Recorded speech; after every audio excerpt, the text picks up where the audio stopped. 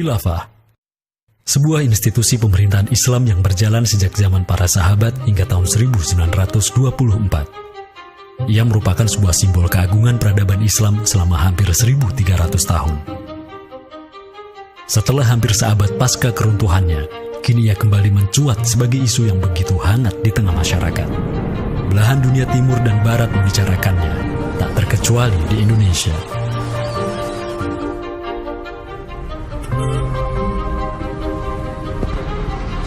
Perdebatan tentang khilafah tak terhindarkan. Apakah ia pantas diterima atau tidak di zaman modern saat ini?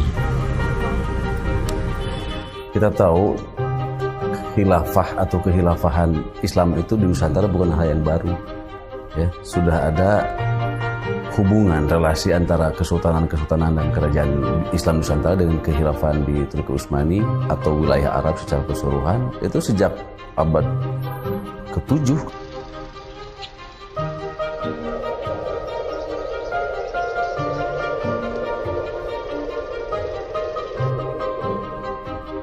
Sejarah khilafah yang panjang di pentas dunia telah memainkan debutnya di Nusantara. Islam yang diemban para punggawanya telah menjadikan Nusantara jaya dan menjadi sumber utama perlawanan terhadap para penjajah. Inilah kisah tentang Nusantara dan jalinannya dengan sang negara adidaya. Inilah kisah tentang khilafah yang menjadikan rakyat Nusantara sebagai satu umat dengan Muslim sedunia. Inilah kisah tentang jejak khilafah di Nusantara.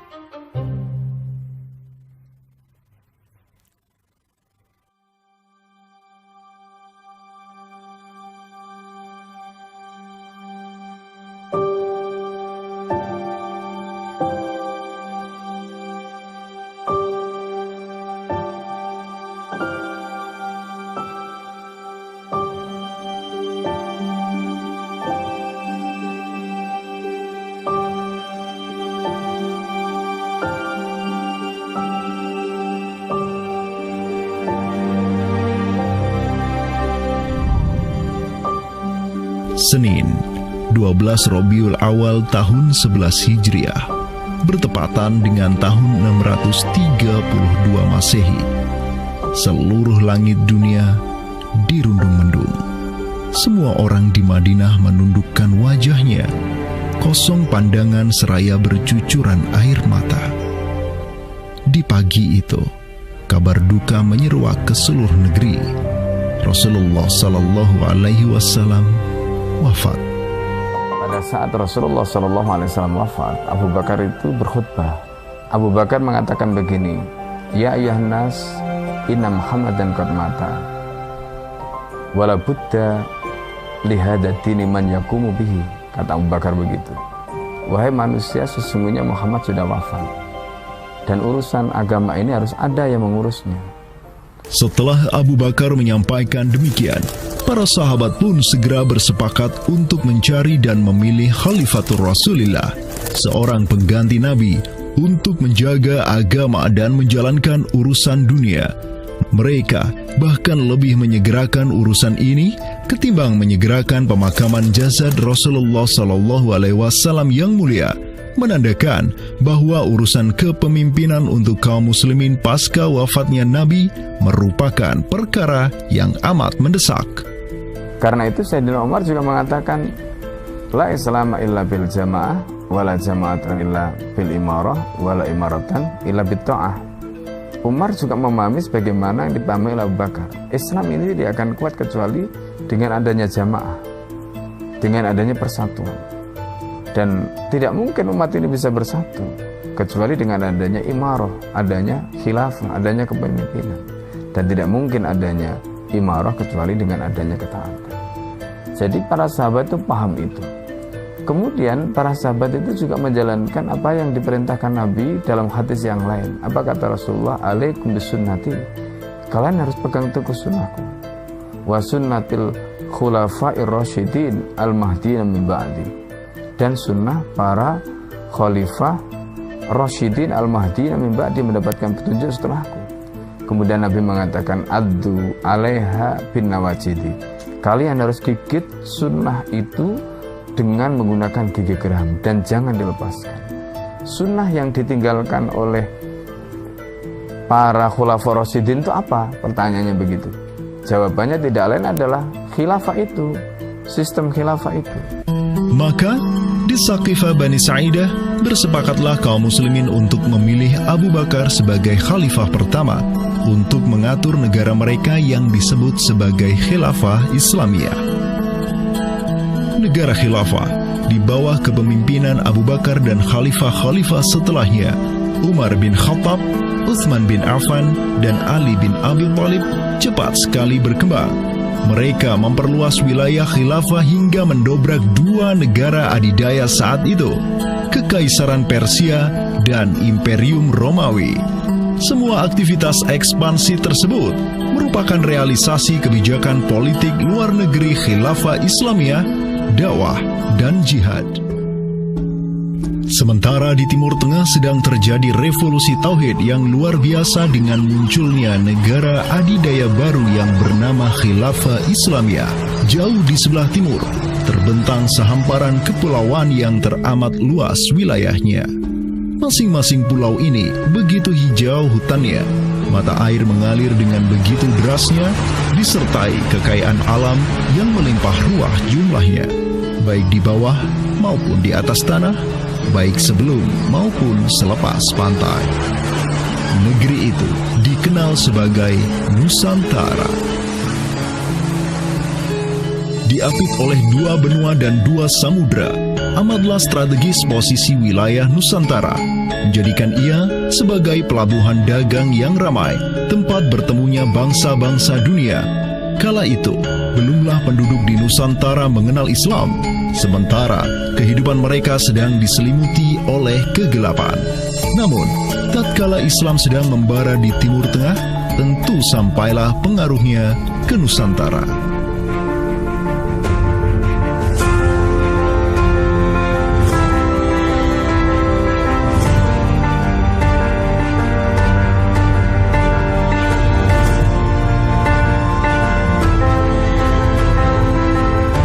Saya ingin mengutip apa yang pernah dinyatakan oleh Buya Hamka ya di dalam buku beliau dari Perbendaharaan Lama, termasuk juga buku beliau yang judulnya Sejarah Umat Islam, yang beliau menyatakan bahwa sesungguhnya teori yang kita tahu bahwa Islam masuk ke Nusantara itu berasal dari Gujarat pada abad ke-12 sampai 15 Masehi, itu sebetulnya tidaklah tepat sepenuhnya. Karena apa? Karena Buya Hamka memiliki pandangan ataupun penjelasan terkait dengan kapan sesungguhnya Islam masuk ke Nusantara, ke Indonesia. Beliau menyatakan bahwa Islam masuk ke Nusantara itu jauh sebelum teori Gujarat.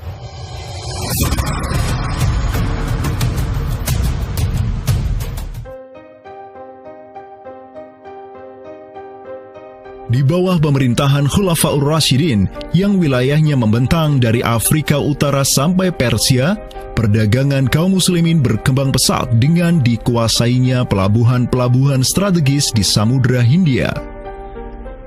Hubungan diplomatik dan komersial pun terjalin dengan sejumlah kerajaan dari India sampai Cina. Sui Tang Xiu, sebuah kronik kuno dari dinasti Tang di Cina mencatat, telah datang serombongan utusan khilafah ke hadapan penguasa Cina di tahun 651 Masehi, di mana tahun tersebut merupakan masa Khalifah Utsman bin Affan. Hubungan khilafah dengan dunia timur terus berlanjut sampai di mana khilafah beralih ke pemimpinannya di bawah otoritas Bani Umayyah. Apabila hubungan negara khilafah dengan kekaisaran Cina sudah terjalin sejak masa Khulafaur Rasyidin melalui jalur laut, tentulah utusan khilafah akan melalui wilayah Nusantara yang menjadi penghubung antara Timur Tengah dan Asia Timur. Dan di ujung paling barat wilayah Nusantara, terdapat pulau besar yang kala itu dikenal oleh bangsa Arab sebagai Sribuza, pelafalan mereka untuk menyebut kerajaan Sriwijaya. Pelabuhan-pelabuhan di kerajaan Sriwijaya senantiasa menjadi titik transit setiap kapal yang hendak melanjutkan perjalanannya. Tentu, penguasa Sriwijaya akan menyadari keberadaan pelayar-pelayar muslim yang singgah di wilayah kekuasaannya. fakta bahwa kerajaan Maharaja Indrawarman di Sriwijaya itu ada komunikasi dengan Daulah Umayyah, mengirim surat 2 kali yang isi suratnya itu dari raja dengan 1000 gajah ya dan sebagainya, yang menunjukkan surat menyurat seabad itu yang menunjukkan ada hubungan kekhilafahan dengan Nusantara. Dan secara historis ya sangat logis ketika itu superpower dunia adalah khilafah. Surat yang dikirim oleh Maharaja Sri Indrawarman dari Sriwijaya tersebut dialamatkan ke Damaskus, ibu kota Khilafah Umayyah yang saat itu dipimpin oleh Khalifah Umar bin Abdul Aziz. Dalam surat itu disebutkan, min malikil amlak alladhi huwa ibnu alfi malik walladhi tahtahu bintu alfi malik walladhi fi marudatihi alfu filin walladhi lahu nahrani yumbitani al-auda wal-allawha wal-jawza wal-kafura alladhi yujadu rihuhu ala masirati 12 milan ila malikil arab alladhi la yushriku billahi syai'an amma ba'du fa inni qad ba'astu ilaika bihadiyatin wa ma hiya bihadiyatin walakinnaha tahiyatun wa ahbabtu an tab'atha ilayya rajulan yu'allimunil islama wa yuwaqqifuni ala hududihi wassalam. Maka, di bawah kepemimpinan sang Khalifah Umar bin Abdul Aziz, khilafah menyebarkan rahmatan lil alamin ke segala penjuru dunia, termasuk Nusantara.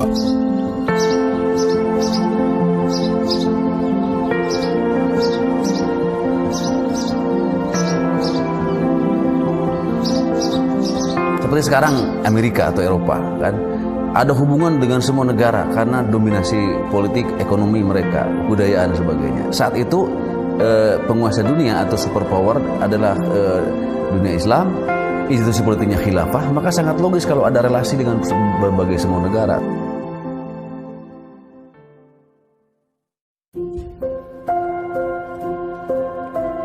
Tahun 1258, dari arah timur datanglah segerombolan pasukan yang mengerikan. Tubuh mereka besar-besar bak raksasa, berkulit kuning dan begitu mahir berpanah dan mengendarai kuda. Inilah pasukan Mongol yang datang dari utara Cina. Khalifah Al-Musta'sim itu dibunuh oleh Hulagu Khan, ya, pemimpin tentara Mongol. Kemudian pasca penaklukan Baghdad, itu Baghdad menjadi kota kosong, ya. Penduduknya dibantai, khalifah dibunuh, ya, kotanya dibakar, perpustakaannya dihancurkan, wah pokoknya kacau sekali lah. Nah, tapi ternyata banyak keluarga Abbasiyah, ya, dinasti Bani Abbasiyah yang dia itu selamat dari pembantaian orang-orang Mongol, dan mereka itu akhirnya berdiaspora, mengungsi. Ya, ada yang berdiaspora, ada yang mengungsi ke Hijaz, ada yang mengungsi ke daerah Najd, ya, ada yang mengungsi ke daerah Mesir.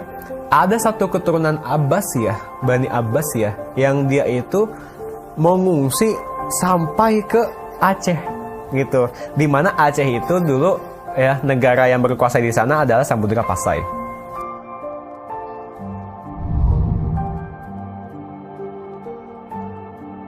Terdapat 3 orang Bani Abbasiyah yang diketahui dimakamkan di Aceh, yakni yang pertama Sodrul Akabir Abdullah bin Muhammad Al-Abbasi, keturunan Khalifah Al-Mustaunsir Billah. Kedua, istrinya Siti Rahiman binti Malikul Mu'azzam, dan ketiga, anaknya Sodrul Akabir Yusuf bin Abdullah Al-Abbasi. Mereka bertiga dimakamkan di kompleks yang sama. Yang paling monumental, yang paling besar di sini kita lihat adalah seorang tokoh yang memiliki predikat As-Sadr Al-Kabir.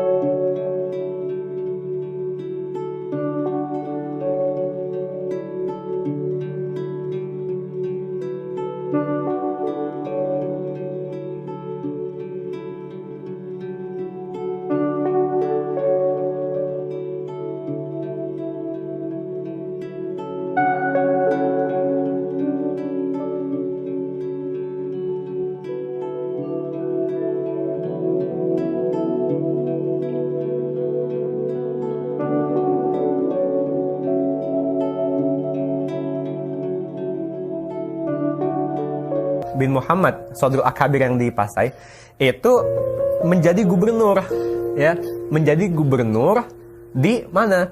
Di daerah India, gitu. Dicatat oleh Ibnu Battutah, gitu, ya. Dan Ibnu Battutah mencatat sultan-sultan di India itu begitu hormat, ya, begitu taat, dan mereka itu memuliakan keturunan Khalifah Abbasiyah ini, ya, keturunan Khalifah Al-Mustansir billah, begitu.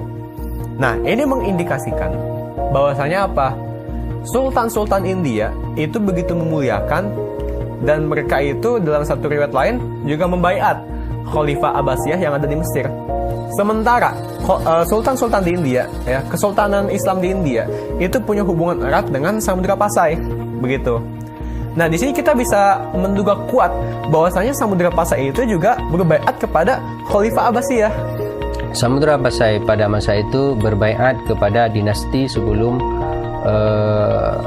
Utsmaniyah berkuasa, yaitu kita menduga dan meyakini hal tersebut sesuai fakta-fakta yang kita temukan di lapangan bahwa Madinatul Sumatra ataupun Jaziratul Jawi, Samudra Pasai itu berbaiat langsung kepada dinasti Abbasiyah.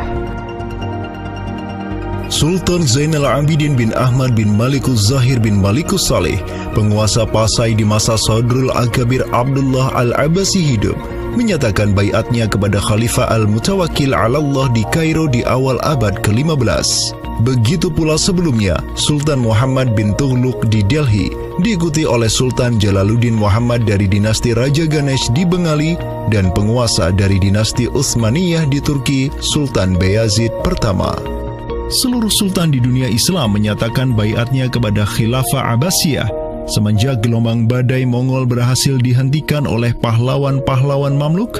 Pusat Khilafah Abbasiyah kini berpindah ke Kairo, Mesir, dan menjadi magnet kaum muslimin global. Dari pusat khilafah inilah dakwah Islam mulai bangkit kembali dan menggencarkan aktivitasnya dengan mengirim berbagai juru dakwah ke seluruh penjuru alam. Dengan Samudra Pasai yang mendaulatkan dirinya sebagai Darul Islam yang berbaiat kepada khalifah, Samudra Pasai mengemban tugas untuk mengubah seluruh Asia Tenggara dari Darul Kufri menjadi Darul Islam. Sultan Zainal Abidin Ra Ubabdar dibantu oleh putra Sodrul Akabir Abdullah bin Muhammad Al-Abbasi, yakni Yusuf bin Abdullah, yang di pucuk pusaranya tertera nama kakeknya Khalifah Al-Mustansir billah, banyak menaklukkan wilayah-wilayah yang belum Islam di Sumatera dan Semenanjung Malaya. Seperti Ra Ubabdar, Ra Ubabdar itu berasal dari dua kata, Ra dan Ubabdar, yang mana artinya adalah penguasa gelombang. Ini adalah sebuah predikat yang sangat luas sebenarnya maknanya, sesuai dengan masa yang ditorehkan pada waktu tersebut, bahwa Sultan Zainal Abidin Ra Ubabdar bin Ahmad bin Muhammad bin Al-Malik Al-Salih ini adalah salah satu masa kegemilangan Samudra Pasai, yang mana kita ketahui setelah masa tersebut yang memimpin Kesultanan Sumatera adalah anak keturunan daripada beliau ini, yang jumlahnya sampai 11 orang sultan. Bergerak dan terus bergerak itu meluaskan dakwah Islamnya sampai ke pulau-pulau. Itu masa Zainal Abidin Ra Ubabdar, terutama penakluk gelombang yang dijuluki beliau itu melebarkan sayap itu sampai ke seluruh Asia Tenggara. Digelarilah Sultan Zainal Abidin Pasai dengan sebutan Ra Ubabdar, bahasa Persia untuk gelar sang penakluk gelombang, karena dengan arungan pasukannya yang luar biasa di atas gelombang laut Nusantara, ia membuka banyak sekali wilayah, seperti Malaka misalnya, di mana di sanalah Sultan Zainal Abidin Ra Ubabdar menempatkan putranya Sultan Mansur sebagai penguasa Darul Islam Malaka. Kesultanan Samudra Pasai banyak pula mengirimkan juru dakwahnya untuk meminta penguasa-penguasa Nusantara lain agar menerima Islam. Salah satu juru dakwah tersebut dikirim ke Jawa Timur, pusat pemerintahan rezim yang mendominasi wilayah Nusantara saat itu, Kerajaan Majapahit.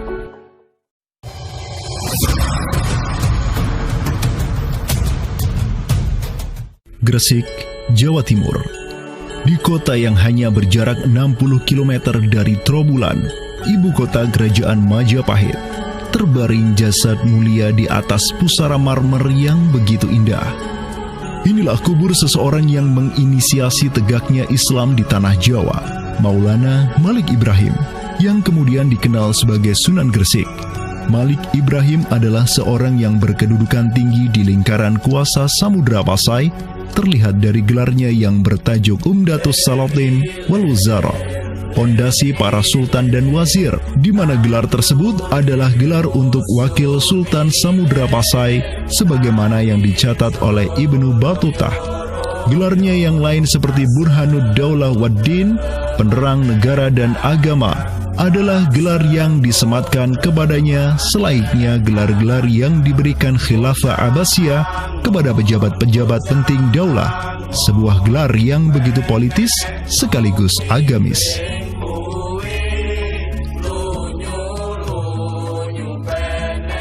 Maulana Malik Ibrahim dikirim oleh Pasai untuk mendakwahkan Islam kepada rakyat dan para penguasa Majapahit. Banyak orang-orang dari kesultanan ini, Kesultanan Samudra Pasai, yang itu berbaiat langsung ke khalifah, itu mengirim orang-orang atau orang-orang Pasai itu banyak bermigrasi ke daerah-daerah lain di Nusantara. Misalkan ya, kalau kita perhatikan makam tertua, ya salah satu makam tertua di Jawa yang sekarang terletak di Gresik, siapa orangnya? Ya, pemilik makam ini itu adalah Maulana Malik Ibrahim. Maulana Malik Ibrahim, ya. Kalau kita perhatikan makamnya yang di Gresik itu sama persis gayanya dengan apa? Dengan makam-makam yang ada di Pasai, begitu. Nah, ini merupakan bukti bahwasanya Sunan Gresik itu pernah ada di Pasai, ya, dan dia itu ya tahu sendirilah, ya, bahwasanya Maulana Malik Ibrahim yang kemudian dikenal juga sebagai Sunan Gresik itu merupakan salah satu dari Wali Songo. Bersama kakek, paman, keponakan, cucu cicit dan murid-murid pilihannya yang kemudian disebut Wali Songo, Maulana Malik Ibrahim berdakwah di Jawa dan menyebarkan Islam di kalangan penduduknya. Mereka mendapat sokongan penuh dari negara yang berkuasa di Samudra Pasai, kesultanan yang berbaiat kepada Khilafah Abbasiyah. Dakwah mereka terus berkembang, perlahan namun pasti, dan mulai melumat persendian kuasa Majapahit yang mulai keropos akibat kekacauan internal mereka sendiri.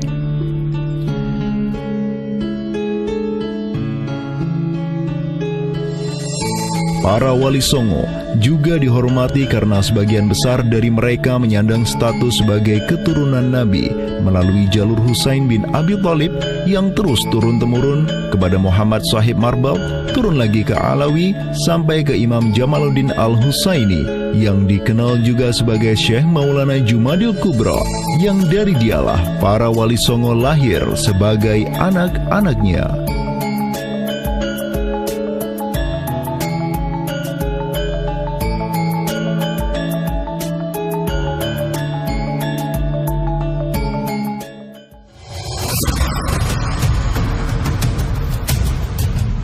Bertolak dari Gresik, dakwah para wali menyebar ke kota-kota lainnya di Pulau Jawa, bahkan sampai keluar Jawa seperti Maluku, Ternate, Makassar, Kalimantan, dan sebagainya. Selain kalangan rakyat, banyak pula pejabat-pejabat Majapahit yang tercerahkan dengan Islam dan sukarela mengucap syahadatain, seperti para adipati Majapahit di Palembang, Cirebon, Semarang, Pekalongan, Jipang, sampai Mataram. Tak tanggung-tanggung, di antara mereka yang berislam bahkan merupakan sang putra mahkota Majapahit sendiri, Pangeran Jimbun alias Raden Patah, yang merupakan buah dari pernikahan Raja Brawijaya kelima dengan seorang putri Cina. Ketika dewasa, Raden Patah belajar kepada Sunan Giri di Surabaya, kemudian diangkat menjadi Adipati Demak oleh ayahnya. Kemudian di tahun 1478, Brawijaya kelima digulingkan oleh pesaingnya dari Kediri, Girindra Wardana. tahta Majapahit yang diduduki oleh musuh ayahnya, lantas membuat Raden Patah di Demak beserta seluruh elemen Islam di Jawa pimpinan para Wali Songo bangkit berjihad melawan Girindra Wardana dan penerusnya Patih Udara. Mereka terus berjihad dengan penuh keberanian hingga akhirnya berhasil melumat kekuasaan Majapahit yang dipegang oleh para pemberontak dari pihak Girindra Wardana dan Patih Udara. Kaum muslimin pun meraih kemenangan hingga akhirnya mereka berhasil memproklamirkan berdirinya sebuah daulah Islam pertama di tanah Jawa, Kesultanan Demak, pada tahun 1482. Digelari Raden Patah sebagai Senopati Jimbun Ningrat Ngabdurrahman Panembahan Palembang Saidin Panatogomo, atau dengan gelarnya dalam bahasa Arab Sultan Syah Alam Akbar Al-Fatah. Dialah Sultan yang telah memfutuhat Jawa menjadi Darul Islam. Dengan berdirinya Demak sebagai daulah Islam pertama yang berdaulat di tanah Jawa, bertambahlah kuat bargaining politik Islam di kawasan Nusantara bersama-sama dengan Kesultanan Samudra Pasai di Sumatera, Kesultanan Malaka di Semenanjung Malaya, Kesultanan Brunei di Borneo, Kesultanan Sulu di Filipina, begitu pula Sultan pertama di Ternate, Sultan Zainal Abidin, yang pernah menimba ilmu ke Jawa di bawah bimbingan Sunan Giri. Dalam rentang abad yang bersamaan, kemenangan daulah Islam di kawasan Nusantara juga diiringi dengan penaklukan Konstantinopel, ibu kota Romawi Timur, oleh salah seorang sultan dari Bani Uthmaniyah, Muhammad Al-Fatih. Penaklukan Konstantinopel sekaligus menandakan tamatnya riwayat Imperium Romawi Timur untuk selama-lamanya. Penaklukan Konstantinopel pada tahun 1453 oleh Muhammad Al-Fatih, sang Sultanur Rum, merupakan realisasi dari janji yang telah terucap ratusan tahun sebelumnya oleh lisan mulia sang Sayyidul Mustafa, Rasulullah Muhammad Sallallahu Alaihi Wasallam. Sungguh, Konstantinopel akan benar-benar ditaklukkan. Sebaik-baik pemimpin adalah pemimpin yang berhasil menaklukkan Konstantinopel, dan sebaik-baik pasukan adalah pasukan yang menyertainya. Dengan dikdayanya kuasa Islam di tanah Rum, menjadikan para penguasa Uthmaniyah mempunyai citra istimewa di kalangan rakyat Nusantara.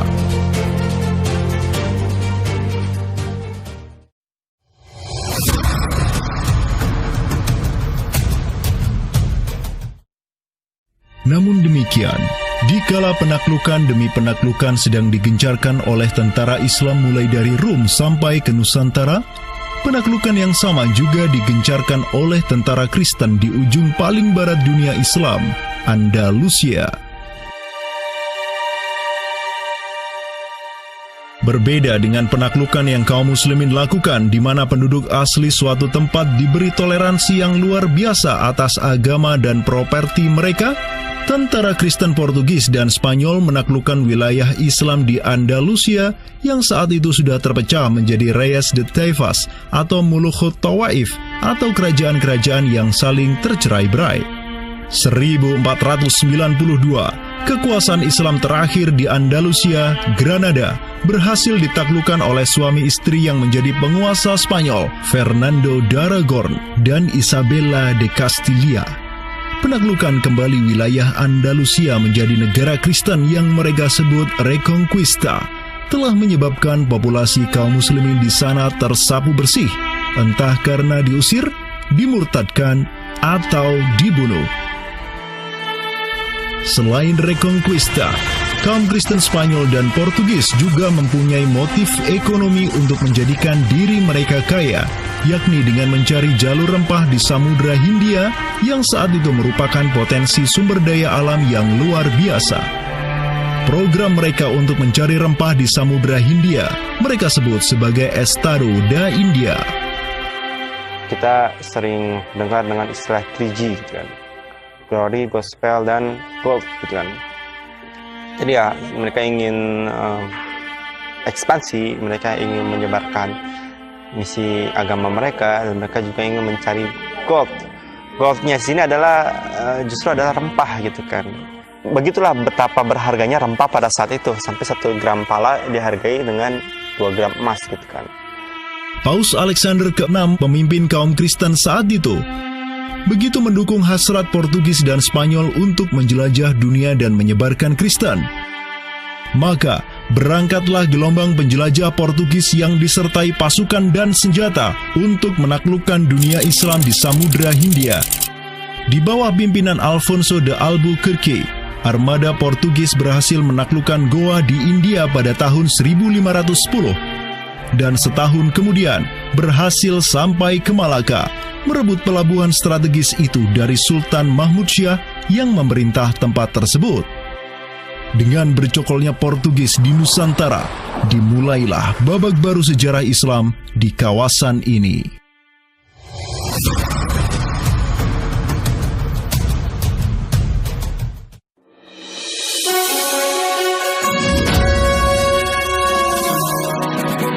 Sementara di Nusantara tengah berlangsung gejolak dengan hadirnya Portugis yang berpusat di Malaka, cucu dari Sultan Muhammad Al-Fatih dari Bani Uthmaniyah, yakni Sultan Selim pertama, berhasil meluaskan pengaruh dan kekuasaannya di dunia Arab.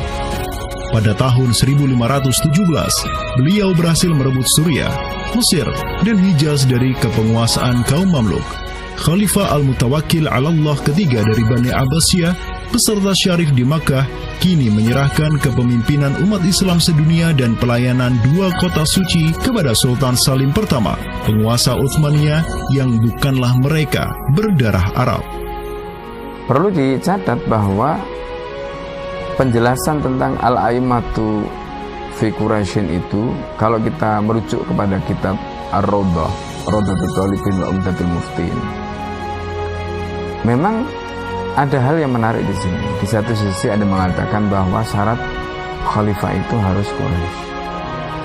Tetapi Imam Nawawi sepakat ketika katakanlah dari Quraisy tidak ada, terus diambilkan dari mana? Maka kemudian disebutkan di situ ya di luar Quraisy, bisa dari bani ini, itu yang disebutkan di dalam kitab Allah. Karena itu sebenarnya syarat al-a'immah fi Quraisyin itu bukan syarat yang wajib, tetapi difahami di sini berdasarkan penjelasan yang diantaranya disebutkan dalam kitab Allah tadi, itu adalah merupakan syurut afdaliyah. Maka semenjak tahun 1517, kepemimpinan khilafah beralih ke Bani Uthmaniyah. Selim pertama dan anak keturunannya kini didapuk sebagai Khalifatul Muslimin. Amirul Mukminin, Khadimul Haramain, Al-Ghazi fil Barraini wal Bahraini, Zilullah fil Alam, Padisyah wa Khilafat Penah. Wilayah khilafah Uthmaniyah terus merangsek Eropa, dan merekalah yang menguasai Laut Mediterania dan juga Laut Merah. Adapun Portugis yang bercokol di Samudra Hindia mulai ketakutan karenanya. Karena dengan munculnya khilafah Uthmaniyah sebagai negara Islam yang adidaya, solidaritas Muslim sedunia akan bangkit kembali karena memiliki perisai kuat di sisinya. Ini erat kaitannya dengan hubungan dengan negeri kita, karena keimanan yang kemudian merekatkan ya dengan semangat akidah Islamiyah, semangat ukhuwah Islamiyah, menjadikan umat Muslim yang ada di Timur Tengah dengan umat Muslim yang ada di Nusantara Indonesia itu terjalin hubungan yang sangat erat.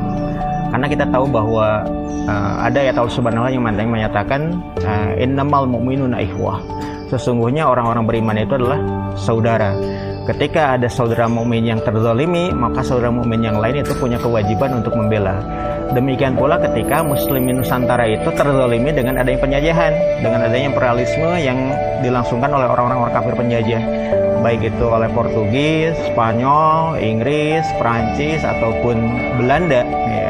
Maka kemudian Muslim yang ada di Timur Tengah yang pada waktu itu masih memiliki kepemimpinan yang tunggal untuk seluruh dunia, yaitu khalifah, itu juga turut ya memperhatikan, turut mendukung, turut memperjuangkan pembebasan ataupun kemerdekaan bagi bangsa Muslim Nusantara. Kenapa? Ini semangat jihad di antara kaum muslim yang dihubungkan dengan semangat keimanan atau akidah Islamiyah tadi. Karena apa, yang namanya mukmin itu adalah kal jasadil wahid, ya, satu tubuh. Ketika bagian tubuh yang lain itu teraniaya, maka tubuh yang lain pun punya kewajiban untuk membelanya ataupun juga ikut merasakan penderitaan yang dialami oleh bagian tubuh kaum muslim yang lain. Semenjak Portugis berhasil menancapkan kukunya di India dan Malaka, tidak hanya dua wilayah tersebut yang ditimpa petaka, namun juga hampir seluruh kesultanan di Samudra Hindia dan Nusantara.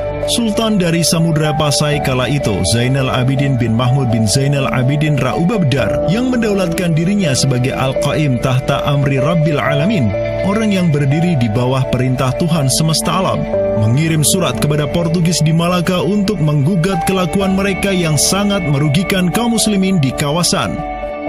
Namun apalah daya, Sultan Zainal Abidin yang ini kemudian dikenal sebagai penguasa terakhir Pasai, karena setelah ia wafat pada tahun 1517, bala tentara Portugis datang ke Pasai dan menaklukkan Kesultanan Islam pertama di Nusantara itu dengan penuh tipu daya.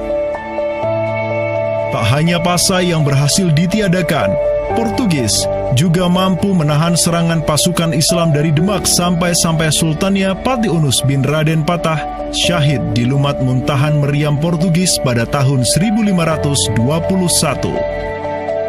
Dengan diplomasinya yang culas, Portugis juga menjalin kerjasama dengan kerajaan Pajajaran di Jawa Barat pada tahun 1522. 2 tahun berikutnya, kota Blambangan, Panarukan, dan Kediri yang masih menjadi basis kekuatan Hindu di Jawa menawarkan kerjasama dengan Portugis. Maka, Portugis banyak sekali mendapat aliansi sesama kafir yang berada di berbagai wilayah di Nusantara untuk bersatu padu menghantam kekuatan politik Islam yang baru tumbuh di Pulau Jawa. Bahkan di Maluku pun Portugis berhasil menancapkan kuasanya semenjak tahun 1536. Berkaca pada kelakuan Portugis yang memerangi umat Islam di Samudra Hindia dan Nusantara, Sultan Sulaiman Al-Qanuni, sang Khalifah Utsmaniyah yang berkuasa sejak tahun 1520, menyatakan peperangan terbuka kepada penguasa Portugis yang berkedudukan di Lisbon, Dom Sebastião. Telah dilaporkan kepada saya bahwa jamaah haji dan para pedagang muslim yang datang dari India melalui laut telah dianiaya. Jika engkau masih membangkang, maka dengan bantuan Allah yang Maha Agung, kami akan melakukan segala yang diperlukan untuk memulihkan ketertiban di negeri-negeri itu, dan tiada guna lagi bagi engkau untuk memprotesnya.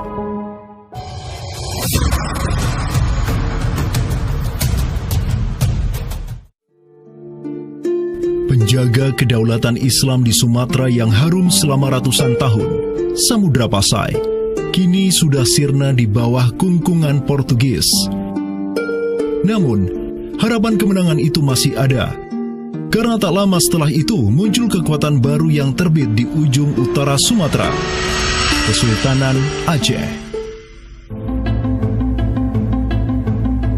Kita mengetahui bahwa Sultan Aceh yang pertama adalah Sultan Ali Mughayat Shah. Ya, beliau wafat tahun 1530. Dan ini merupakan masa yang bersamaan dengan Sultan Sulaiman Al-Qanuni dari Khilafah Utsmaniyah. Prestasi Sultan Ali Mughayat Shah telah dicatat dengan tinta emas sejarah.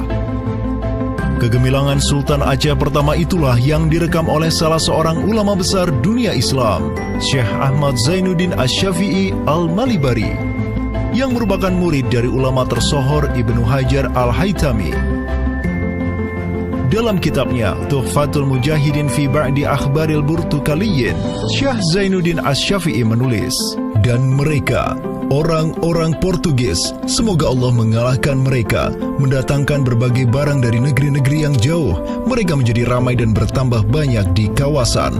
Para penguasa berbagai pelabuhan menuruti kehendak mereka sehingga mereka sepenuhnya menguasai pelabuhan-pelabuhan tersebut. Pelayaran hanya dapat dilakukan dengan jaminan keamanan dari mereka. Perdagangan dan kapal-kapal mereka bertambah banyak, dan sebaliknya, perdagangan muslimin di luar kapal-kapal dan benteng-benteng yang mereka bangun makin merosot. Tiada seorang pun yang dapat merebut kota-kota pelabuhan itu selain Sultan yang mujahid.